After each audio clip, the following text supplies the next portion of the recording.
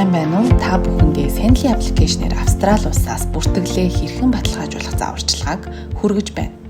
Та Sendly аппликейшнийг App Store болон Play Store-оос татаж аваад шинэ хэрэглэгч болох хэсэгт нэвтрэн бүртгэлээ эхлүүлээрэй. Аппликейшнд та өөрийн имэйл хаягаар бүртгүүлэх бөгөөд нэг том үсэг, жижиг үсэг, тоо, тэмдэгтээс бүрдсэн 8-аас дээш оронтой нууц үгийг үүсгэнэ. Харилцагч таны мэдээллийг аюулгүй байдлыг хангахад та өөрийн нууц үгийг чамд хадгалах нь чухал гэдгийг байнга санаарай.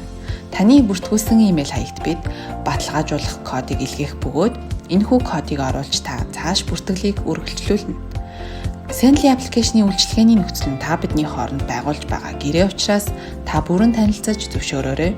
Ингээд та Sendly дансыг бүсгэлээ.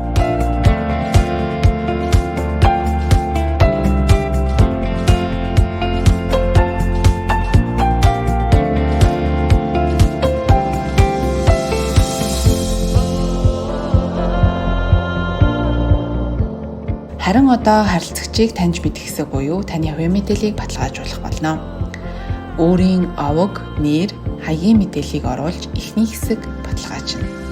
Та үргэлжлүүлэн өөрийн Австрали дахь жолооны үнэмлэх эсвэл гадаад паспортын зураг, бичиг баримтын дугаар, дуусах хугацааг оруулж бүртгэлийг үргэлжлүүлнэ.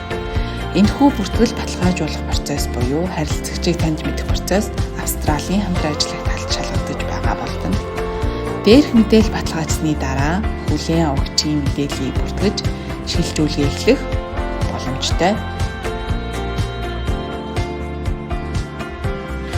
Бидэнтэй дараах цахим сувгуудаар холбоо барих боломжтой.